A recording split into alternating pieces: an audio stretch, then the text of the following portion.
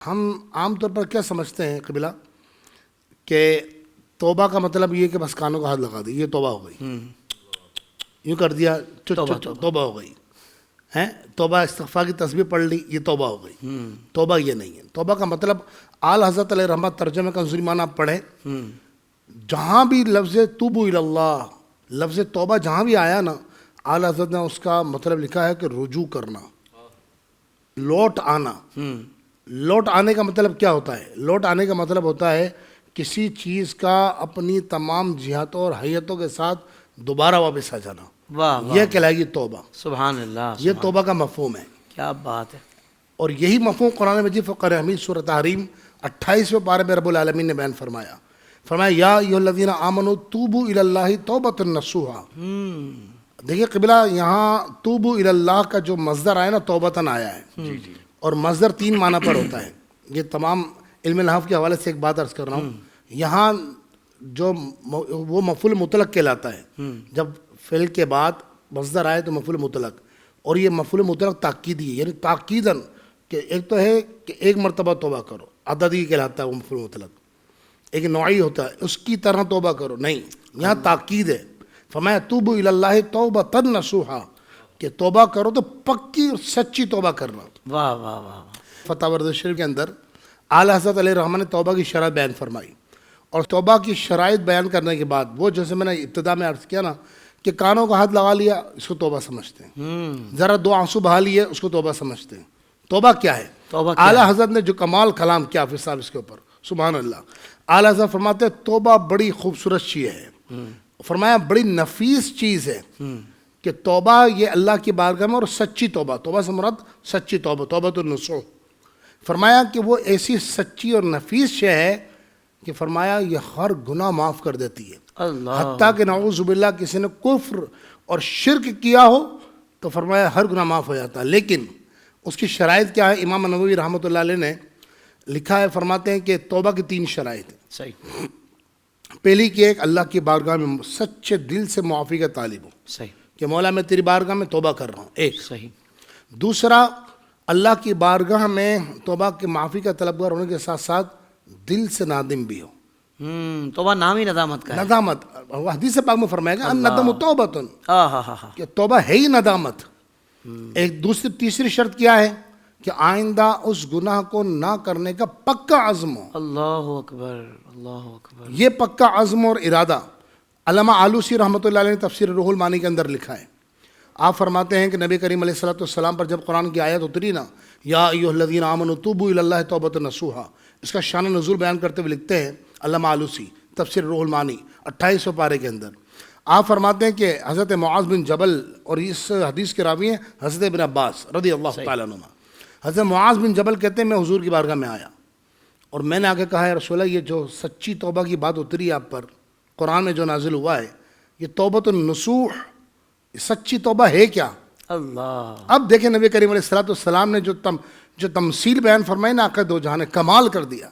حضور علیہ الصلوۃ والسلام نے فرمایا پہلی بات کہ بندہ نادم اور شرمندہ ہو کہ اس نے اللہ کے حضور کیا کیا ہے، سب سے پہلی بات نادم اور شرمندہ ہو، اور دوسرا فرمایا ثم لا یعود الیہ، پھر پکی نیت کر لے کہ اس گناہ کی طرف پلٹ کر نہیں جائے گا۔ اور پھر اس کی تمثیل رسول اللہ نے مثال بیان فرمائی، فرمایا جس طرح بکری کے تھن سے دودھ نکال لیا جائے، حافظ صاحب بتائیے اب وہ دودھ دوبارہ بکری کے تھن کے اندر جانا ممکن ہے؟ ممکن نہیں ہے، ہر ذی عقل کہے گا ممکن ہی نہیں۔ فرمایا جس طرح بکری کے دودھ سے تھن سے دودھ نکلنے کے بعد تھن میں دوبارہ جانا ناممکن ہے، فرمایا اس طرح تیرا گناہ کرنا ناممکن ہو۔ اللہ اکبر۔ یہ ہے توبہ۔ ایک بات اعلیٰ حضرت فتح ورد شریف کے اندر فرماتے ہیں بعض گناہ وہ ہیں کہ جو صرف توبہ سے معاف ہو جائیں گے، وہ اللہ کو پتہ ہے، آپ کو پتہ ہے، اس کا مخلوق سے کوئی تعلق نہیں ہے۔ وہ اللہ کی بارگاہ میں ندامت کی، توبہ کی، شرمندہ ہوا، بد نگاہی کر لی، وہ آپ کا اور اللہ کا معاملہ ہے، توبہ کر لی اللہ کی بارگاہ میں قبول ہے۔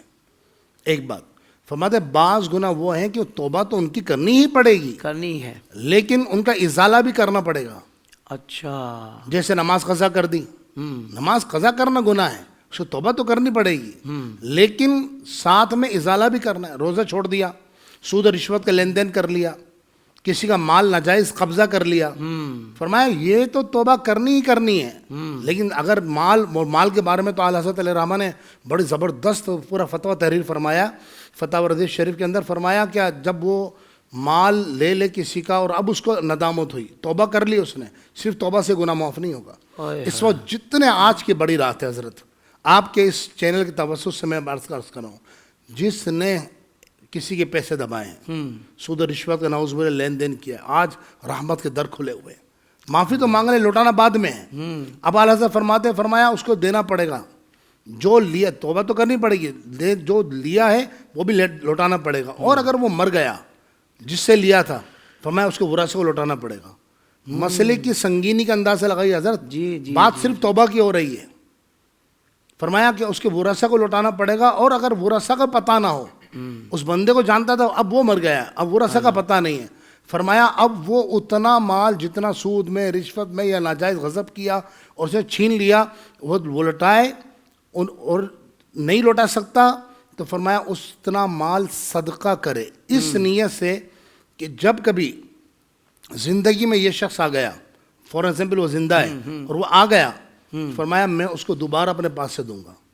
اللہ، اس کی معافی کی توبہ کی صورت ہے، یہ ہر ایک کے لیے ہمارے تو ایک قبلہ ایک مذاق بنا رکھا ہے، جی ڈیفالٹ ہو جاتے ہیں، مطلب نہیں قبلہ معافی کس سے مانگ رہے ہیں، توبہ کس سے کر رہے ہیں، معافی کس سے مانگ رہے ہیں، جن کو جانتے بھی نہیں۔ یہ بھی ایک توبہ کی صورت ہے نا، معافی مانگنا۔ آج کی رات اس وقت جو مجھے براہ راست سن رہے ہیں آپ کے چینل کے توسط سے، بہت بڑی تعداد اس بات کو ایگری کرے گی کہ جناب ان لوگوں سے معافی مانگی جا رہی جن کو جانتے بھی نہیں ہیں۔ اللہ، اب مثال کے طور پر ایک موبائل کے اندر، ایک موبائل فون کے اندر 5000 نمبر ہیں، اس کی ایک براڈ کاسٹ لسٹ بنا لی اور جناب وہ سب کو ایک میسیج فارورڈ کر دیا۔ اب بعض اوقات وہ دیکھا نہیں دیکھا بندے نے، یہ اس کو پتہ بھی نہیں ہے، بس لیکن بس وہ چل رہا ہے، آپ نے مجھے بھیجا، میں نے کسی کو بھیجا، اور ایک خواہ مخواہ کا سلسلہ چل رہا ہے۔ حقیقت یہ ہے کہ جن کے ساتھ زیادتی کی ہے، ایک تو وہ گناہ جو آپ کا اور اللہ کا معاملہ ہے، وہ تو معافی مانگنی ہے، دوسرا وہ گناہ اب پوری دنیا سے معافی مانگتا پھر رہا ہے، میں نے دل دکھایا، پتہ لگا کہ بہو کا جینا حرام کر رکھا ہے ساس نے، وہ دنیا سے معافی مانگتی پھر ہے، پتہ لگا پڑوسی کے دوران اس نے اس کا جینا حرام کر رکھا ہے، اللہ، اور فلاں شخص کے پیسے دبا رکھے ہیں، اس سے معافی مانگ رہا ہے میرا کردار سے، عمل سے، ارے بھائی اس کو پیسے واپس کر۔ ماں باپ کا نافرمان ہے، ماں باپ کا نافرمان ہے، بہن بھائی سے صلہ رحمی، ابھی حدیث پاک بیان کی، فرمایا آپ نے بیان کی، فرمایا صلہ رحمی کا جو قطع رحمی کا اس طرح معاف نہیں کیا جاتا ہے۔ آج ایک تعداد قبلہ جو یہ بولتی ہوئی نظر آئے گی، مفتی صاحب آپ بھی امامت کرتے ہیں، یہ بولتے ہوئے لوگ نظر آئیں گے، میری بہن نے میرے پر جادو کرا دیا ہے، میرے بھائی نے میرے پر جادو کرا دیا ہے۔ ارے بھائی خدا کا خوف کرو یار، کیا طریقہ کار ہے۔ قبلہ مظفر حسین شاہ صاحب سے ایک مرتبہ بات ہو رہی تھی تو انہوں نے بڑی پیاری بات کہی، مجھے کہنے لگے مولانا، ہمارے بڑے ہیں نا، بزرگ ہیں، انہوں نے کہا مولانا مسلمان دشمن نہیں ہوتا ہے، دشمن شیطان ہے، وہ یہود و نصارہ جو مسلمانوں کے قاتل ہے وہ دشمن ہے، تو مسلمان کون ہوتا ہے؟ حاسد ہوتا، مسلمان حاسد ہوتا ہے۔ اللہ، تو یہ حسد کرتے ہیں آپس میں، اس رات معاف کیجئے، معافی کو اللہ پسند ہے۔ آخری بات توبہ پر استقامت کیسے، ان سب باتوں میں نظر رکھیں، استقامت پانی ہے۔ اور دوسرا جو اللہ کی انعامات کی بارشیں ہیں توبہ کے حوالے سے، جو روایتیں ہیں جس میں فرمایا گیا بندہ رب تعالیٰ کتنا خوش ہوتا ہے، جیسے حدیث پاک میں آتا ہے، صحابہ کرام علیہ رضوان ایک مرتبہ حضور کی بارگاہ میں تشریف فرما تھے، صحابہ نے پوچھا رسول اللہ جب بندہ اللہ کی بارگاہ میں سچی توبہ کرتا ہے تو اللہ تعالیٰ کتنا خوش ہوتا ہے؟ پھر نبی کریم علیہ السلام نے اس کی مثال بیان فرمائی۔ مثال کیا بیان فرمائی؟ تاجدار کائنات صلی اللہ علیہ وسلم نے ارشاد فرمایا اللہ تعالیٰ اپنے بندے کی توبہ سے اتنا خوش ہوتا ہے، اتنا خوش ہوتا ہے، اس کی مثال یوں سمجھو کہ ایک شخص اپنے گھر سے چلا، اس نے اپنی سواری پر پانی بھی رکھا، کھانا بھی رکھا، ساز و سامان بھی رکھا، اب وہ راستے میں چلتے تھک گیا تو اس نے سوچا کہ اس درخت کے نیچے میں لیٹ جاؤں، وہ لیٹا، اس کی آنکھ لگی، جیسے آنکھ کھلی تو اب اس کے پاؤں کے نیچے زمین نکل گئی۔ کیا ہوا کہ اس کی سواری بھی موجود نہیں اور جو کھانا پانی وغیرہ جو تھا وہ سواری سمیت غائب ہے۔ اللہ، اب وہ شخص ڈھونڈنے کے لیے نکلا، ڈھونڈ تھک گیا، بھوک پیاس سے بلکنے لگا، قریب تھا کہ مر جاتا، ایک درخت کے نیچے پڑ گیا تنہائی کے اندر، اور موت کا وہ گویا کہ انتظار کر رہا ہے۔ ایسے میں اس کی آنکھ لگ گئی، اس کی آنکھ کھلی تو کیا دیکھا کہ اس کی سواری ساز و سامان کے ساتھ، کھانے کے ساتھ، پین پانی کے ساتھ اسے سرانے کھڑی ہے۔ اور یہ بات بیان کرتے کرتے نبی کریم علیہ السلام مسکرا پڑے، اتنے مسکرائے کہ سرکار دو عالم علیہ السلام دندان اقدس ظاہر ہو گئے. سبحان اللہ. تو حضور نے فرمایا بتاؤ اس کو کیسی خوشی حاصل ہوگی؟ صحابہ نے کہا رسول اللہ اس کی خوشی کا تو کوئی ٹھکانہ نہیں ہوگا. حضور نے فرمایا بس اسی طرح جب گناہ گار بندہ توبہ کرتا ہے نا اللہ اس کی توبہ سے اس سے زیادہ خوش ہوتا ہے. اللہ. تو یہ باتیں ذہن میں رکھیں تو توبہ پر استقامت حاصل ہوگی. اس نیت سے توبہ نہ کریں کہ آئندہ چلو دوبارہ موقع ملے گا تو گناہ کر لوں گا. اس نیت سے توبہ کریں کہ انشاءاللہ دوبارہ گناہ نہیں ہوگا.